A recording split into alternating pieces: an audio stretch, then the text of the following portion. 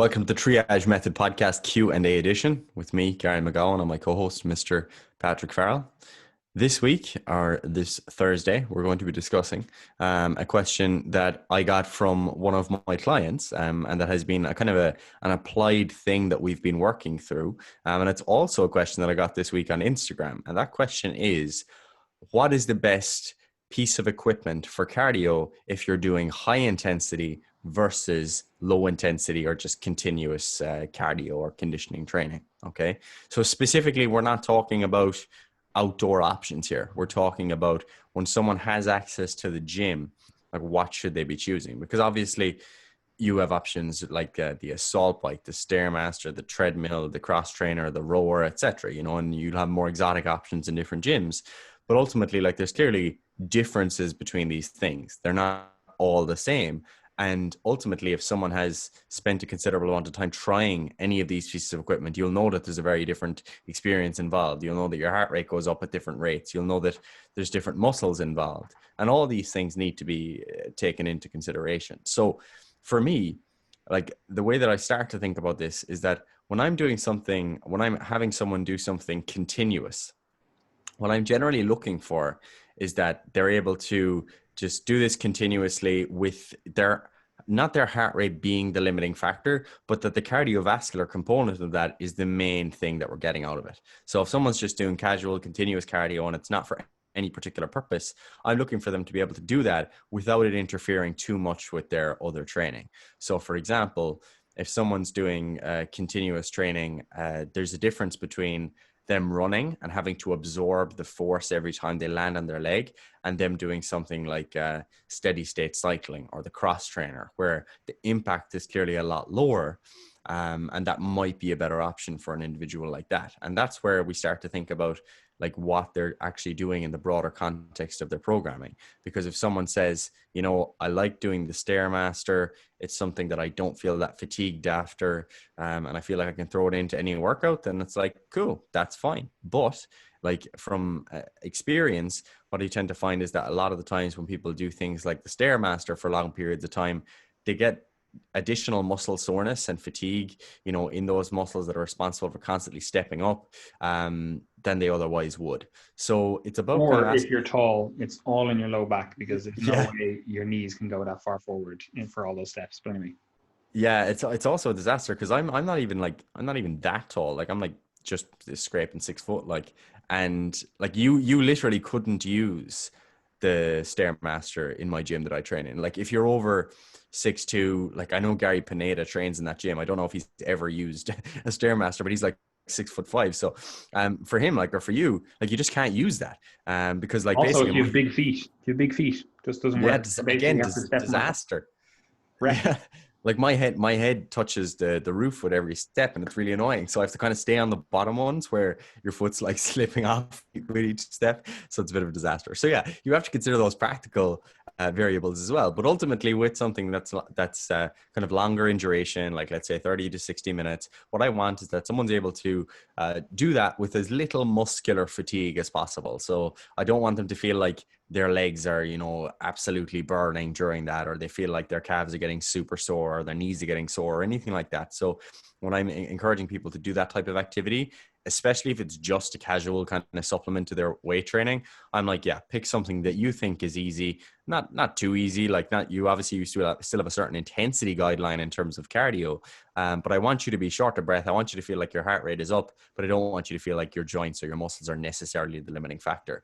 However, with something like high intensity interval training, it's Just a little before you bit. go on to that as Yeah, well, go ahead. just on the continuous stuff as well. Like, obviously, if there's a specific reason for the continuous activity, like you are, I know, a football player, and you're Oh doing yeah, continuous totally different. activity because you want to, effectively get better at running, like, if there's a sport specific reason to do the activity, like, obviously it potentially makes sense to do that, even if you are going to be absorbing higher forces, or muscular stuff is going to be the limiting factor or whatever. Like, if we're trying to build a tolerance in those tissues, like, obviously it makes sense to use that. Like, so don't think like, oh well, like they said this and I have to use the cross trainer for my cardio now, even though I'm a football player and I'm trying to build up my cardio specifically for football. Like obviously there's a sports specific reason. Same with if there's skill components that you have to do under fatigue, or you're trying to get better at those skill components while also building your cardiovascular fitness. Like again, that's going to be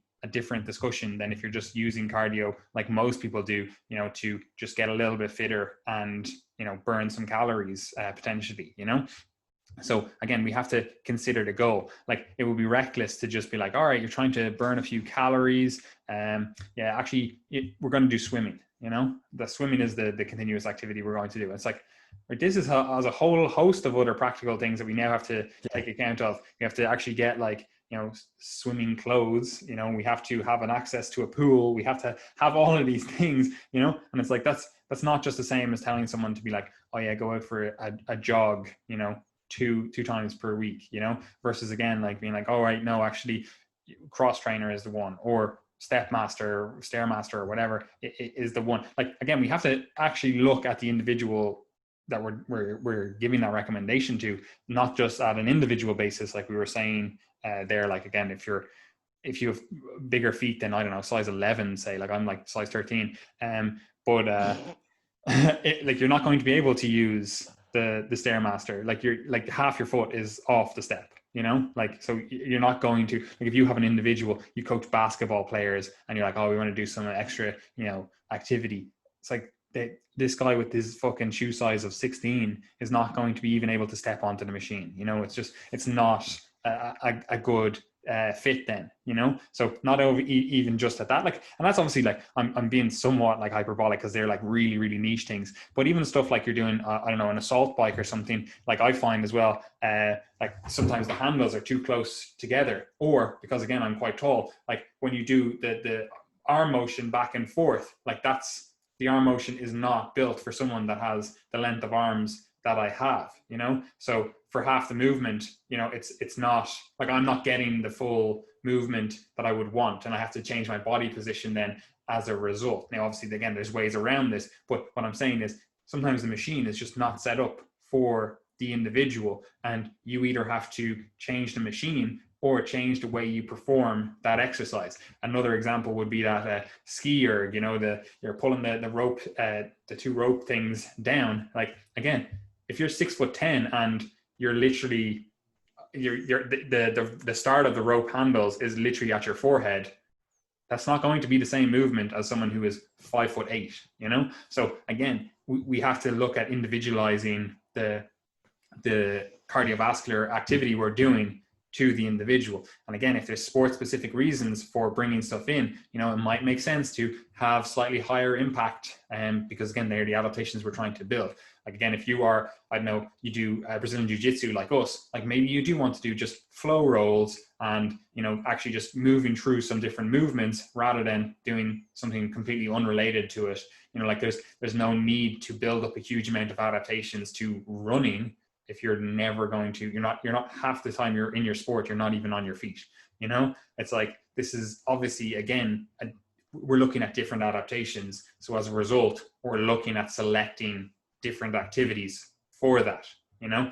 And again, some of these activities might be, you know, peripheral adaptations. Like you could make a strong argument that like running is a sport specific activity to boxing, for example, because you're always on your feet. You need to be light on your feet. You want to have that kind of tendon stiffness as well, you know. So it's like we're building adaptations that are beneficial for our sport, even though they aren't sporting activities, like sports specific activities themselves. Same as like skipping and stuff for boxing. Again, you might be like, oh, it's not really like, you know, we're not actually doing that in the ring. But again, we're building up adaptations in joint structures and, you know, tissues that benefit us then in our actual training, while also getting this cardiovascular benefit. So effectively, we need to have a broader view rather than just go, oh, the goal is burning calories, you know, burn calories on whatever machine. It's like, we're talking to individuals, you know.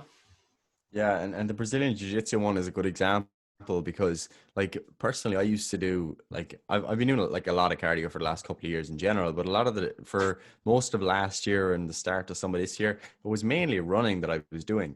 And I'm probably doing more cardio work at the moment, at least recently, than I was back then, but just far less fatigued from it. Because as I said on Instagram, that prompted this question. Basically, what I decided to start doing was just doing more stuff on the Stairmaster, because I can do 60 minutes, no problem, which would be the same as me doing like a 12K run. Whereas after the 12K run, I know that I'd feel it more in my joints and my muscles in terms of fatigue than I would after the Stairmaster. Whereas after the Stairmaster, I'm pretty okay. Like I feel like the limiting factor is more so like genuinely just like the cardiovascular system, which obviously is still muscular as well, rather than like muscle and joint fatigue and ligaments and tendons, etc. So for me, I was like, yeah, why don't I just do more of that now rather than taking up more running? If you're genuinely thinking, right, let's use cardiovascular fitness to try and carry over to Brazilian Jiu-Jitsu, because fundamentally there's nothing specific to running versus being on the Stairmaster or being in the bike or being on the cross trainer.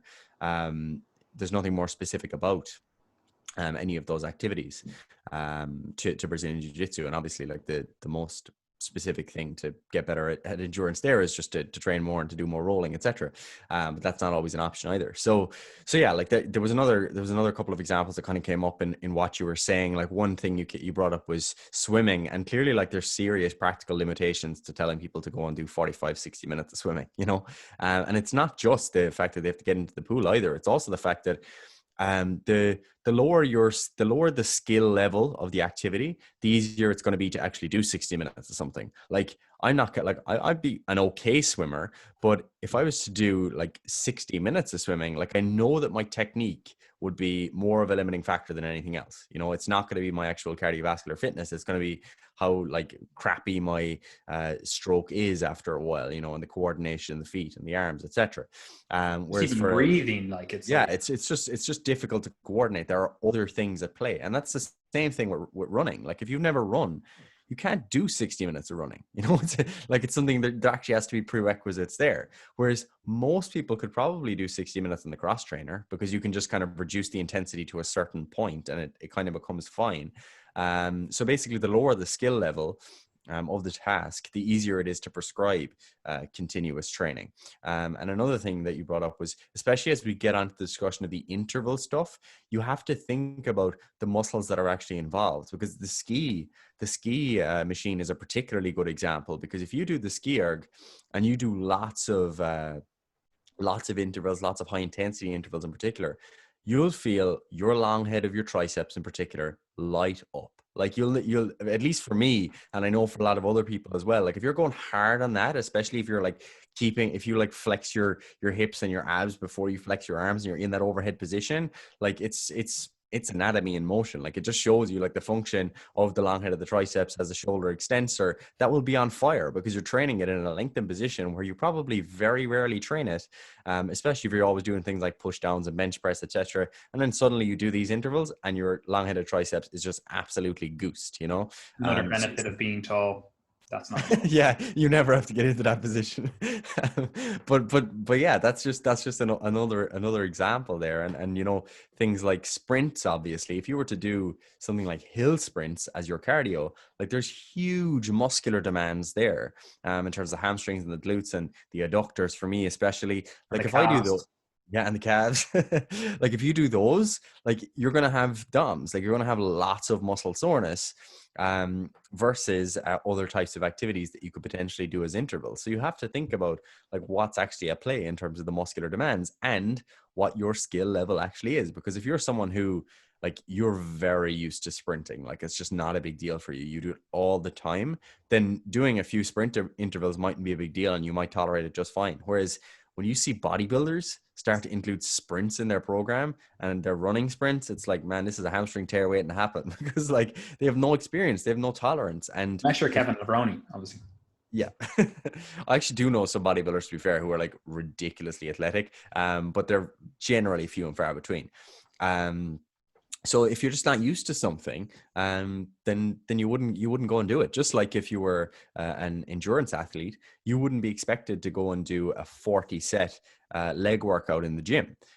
So there has to be, you know, have to consider what the requisites are, what you've done before, what your skill level is, and what the impacts are, and what your overall program is targeting. what was I going to say? The options for interval training in general, the things that work really well are options where you can apply resistance and it's primarily concentric resistance. Like they're the things that really make interval training super effective. And that's why people love the assault bike, because the assault bike, what it effectively does is it applies lots of resistance, but it's pretty much all just concentric resistance. So it's you're Just on that, you're saying go ahead. assault bike, but it's a fan bike, A right? fan bike. Assault bike is actually like a brand. Yeah, it's a brand. Yeah, whatever. The assault bike, the fan bike. When you know the things like there's the A Rogue Echo Rogue bike, Echo bike. the assault bike, there's the air bike. There's some Airtime. other.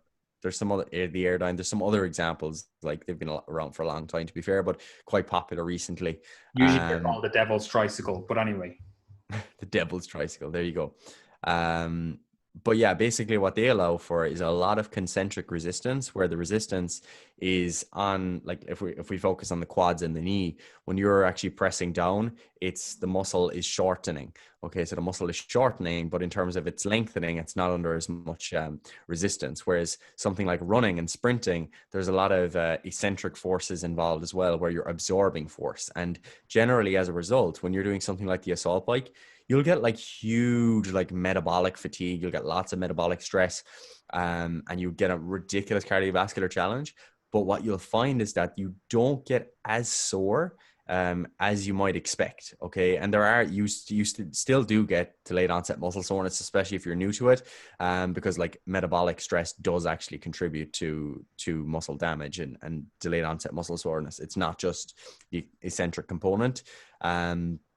But you actually adapt to it really quickly. And what you'll find is that after a few sessions, you don't actually get much delayed onset muscle soreness after doing the assault bike versus if you're doing something like repetitive sprints, because there's not that eccentric component and the resistance is all in the concentric part of the repetition. So that can be a really good option. So can just the spin bike in general. I kind of like the spin bike if someone doesn't have access to an assault bike, and even the rower can be quite good as well. But again, it's about thinking about what the different demands there are, because, you know, if someone has never done rowing before, then I would expect that if they're constantly doing like repetitive high effort in a position of spinal flexion, that they mightn't have the tolerance built up to that. So they might be quite sore after that first session, because again, it's just a novel stimulus. So yeah, I'm kind of repeating myself, because basically you have to know what your skill level is, what you've exposed yourself to previously. And if you do intend to include interval training in particular in your program, start with something that you know you have a better tolerance for, or start to sprinkle something new in, but do it gradually over the course of a couple of weeks. So for example, what I might do with someone is something like, right, I want you to do 20-second max intervals. Like that's what we're trying to do, but let's do just 80 to 90% week one. And let's just do 3 of those. Okay. Just get a bit of exposure. I just want you to have that experience. Then the next week we might do 4, we might say, yeah, 90%. And then once we get to weeks 3, 4, 5, 6, whatever, we get up to 5 reps of 20 seconds at max effort for each one. So yeah, it's just like weight training. You build your way up, and it's not always about maximum, even if they are called, you know, sprint intervals or max intervals or whatever. So Yeah, and this yeah, is like, even though this question is basically like, what cardio equipment should I use? You know, like there's a lot more that goes into making a cardiovascular plan than yeah, just for sure. like the actual like, oh, this is the adaptation we're trying to elicit. You know, you're trying to get like train the aerobic system. It's like, okay, well, like, oh, that's the goal. We've expressed that as the goal. Like, obviously we don't want to get injured in the process of this. We don't want to potentially limit our ability to train other systems later in the week. Like if your calves are in bits because, you know, you haven't run and now you've started running and, you know, you literally you're half crippled, can hardly walk around because this is a new adaptation. You don't have that like tendon stiffness. You don't have any of those adaptations in the ankle, in the calf or anything like that. It's like, you now are limited potentially in other activities, even just in the foot. Like maybe now you're not able to squat, even though it's like more lower limb related. Like maybe your the knee, the muscles around the upper thigh, everything, they were all good to go. But you know, the lower limb, the calf and the foot are now limited. You know, they're now incapacitated effectively from running. Now you're not able to stabilize when you're doing your squats, and all of a sudden your resistance training is impacted. You know, or maybe you've chosen to do, I don't know, use a punching bag for your interval training, and you're like, yeah, I do 3 minutes on and then 1 minute off because that's, you know, sport specific to my sport. But now all of a sudden you're like, oh, well, actually all these joint structures in the wrist, the elbow, the shoulder, whatever else, you know, they're feeling a little bit more beat up, and now I'm not able to, you know, bench press or do dips or whatever, you know, resistance training activity you had planned, you know? So again, we have to look beyond just the adaptation we're trying to train. We have to look at the other adaptations that might be affected based on how we select either equipment or, you know, actual modality of exercise, like for that, you know? Again, like you could choose something like the fan bike or Airdyne or whatever you want to call it, and you're like, oh cool, I'm going to do this, and you schedule it the day before a heavy leg session, you know, and all of a sudden you're like, yeah, like my legs feel really, really depleted. They're not really sore, but you know, we've had more, we'll say, localized fatigue in the quads, and all of a sudden your training then the next day is, you know, gone. You know, you're just like, oh, I can't really push myself. I feel, you know, flat, stringy. They don't feel good. It might not be the same DOMs you get, like the same subjective feeling of DOMs that you get from doing resistance training or whatever, but you're like, they don't feel like they're ready to go, you know? So again, we have to think beyond just, this is how we're going to train this system. We have to look at the actual exercises that we choose, just like we do when we do resistance training. You don't just go trying to train chest to get bigger. Cool, we just use whatever chest exercise. Like obviously there are better chest exercises for a given individual and for a given goal. So there are, again, better cardiovascular exercises for a given individual for a given goal. And you have to not only just look at, you know, a generalized, oh, these muscles are being worked, there's these interactions, or whatever else, but you have to look at the individual in front of you as well and layer that on top, because again, they could be non-normally shaped, you know, not that anyone is actually normally shaped, it's just an average. But again, you could be someone like me who's, you know, over 6'5", and, you know, even doing something like the rowing machine, I'm like, I would like these handles to be just a little bit wider, because this is, you know, really inside my like clavicular width, you know, so I'm kind of inside rather than what I want to be, you know, a little bit wider grip, you know, so something like that, that's going to impact my performance on that. Now, is it going to impact it in a hugely meaningful way where I'm like, oh no, I can't do that, or I'm not going to do that because it's, you know, not, I want it to be an inch longer handle? You know, that's probably not going to be the case for that example, but that is stuff that you have to be thinking of, like, okay, well, this person always talks about having a shoulder impingement or a shoulder issue or whatever. And it's like, is the cardio choice we're now choosing interacting with that, you know? Okay, so that's something that we maybe want to avoid. Same with like, you're on the cross train and you're like, this individual has delicate shoulders, we'll say. It's like, is this the best choice for this individual? You know, maybe not, you know? Same with, again, you can start making these, you know, different adaptations in your head. You're like, oh, well, look, we're training for this sport. Like, say, for example, with Gary here, it's Brazilian Jiu-Jitsu. We want to be more specific with that.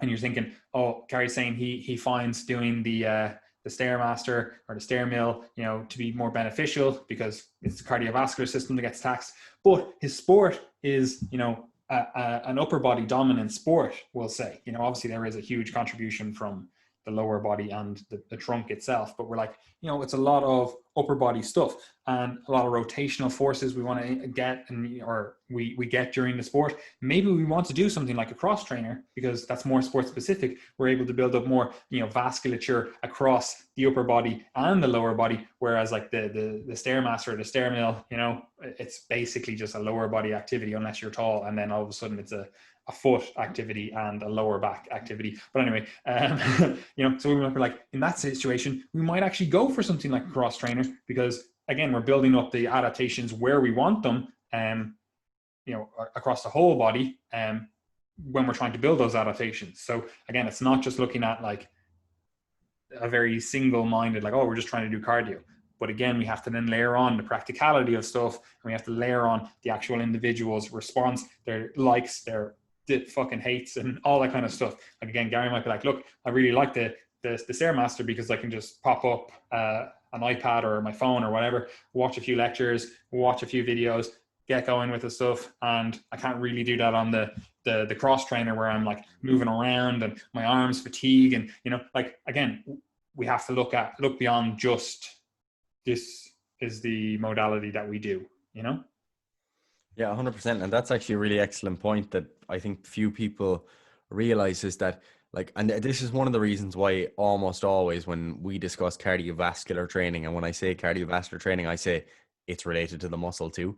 There are local and systemic adaptations. So if you're someone who's doing an upper body activity like, Brazilian Jiu-Jitsu or like swimming or something like that, you also have to consider the local muscular adaptations. So like if you're just training your lower body and you really improve your cardiovascular fitness, like even if you're a runner or something, that doesn't mean that you have that same level of cardiovascular fitness or muscular fitness or cardiorespiratory fitness in the upper body muscles, because fundamentally, like the adaptations like angiogenesis, the building of new vasculature, mitochondrial biogenesis, the formation of new mitochondria and larger mitochondria, and the differences in enzyme concentration within the mitochondria, etc. All the local adaptations, those things take place within the muscles that you're actually training. So while you might get carryover, you certainly will get carryover for sure. There are definitely benefits to doing additional local training for muscles that you're actually concerned with. So yeah, that's something that I think doesn't get a lot of attention and is worth considering. So yeah, I don't really have anything else. It's easy to do that in a sports specific context. It's like, how do you build these adaptations in a sports specific way? Do your sport. Yeah, just do your sport. But again, that's not always practical. Like maybe again, you don't have the skill required to do like more flow rolling in Brazilian Jiu-Jitsu, or again, you don't have the practicality of it. Your club's not open. There's when you want to do some extra work, it's like you don't have people to do it with, or again, there's we'll say a higher likelihood of injury from certain activities. Not that, you're definitely going to get injured when you do Brazilian Jiu-Jitsu, but the chance of injury between doing something like the cross trainer versus doing Brazilian Jiu-Jitsu, like obviously there's a difference there, and that might again affect your longevity and affect your goals or whatever. That's something that you have to take into consideration. So again, like all of this stuff, it's not just a question of what cardio shall I do if I want to get fitter. It's like there's more to this. Yes, sir. My BJJ club at the moment, I can only get 2 to 3 sessions in a week, and like they're hour sessions, and like the first 30, 40 minutes, 45 minutes even is like warm up and drilling. So like, yeah, your heart rate's up, but it's not that intense. So like you're only getting 15 to 20 minutes of rolling where you're actually like pushing yourself.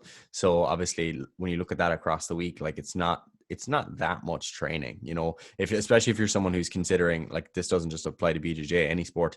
If you're someone who's saying, this is my sport and this is what I'm training for, then like 60 minutes of kind of pushing yourself per week at your sport, it isn't that much, so that's a message to myself.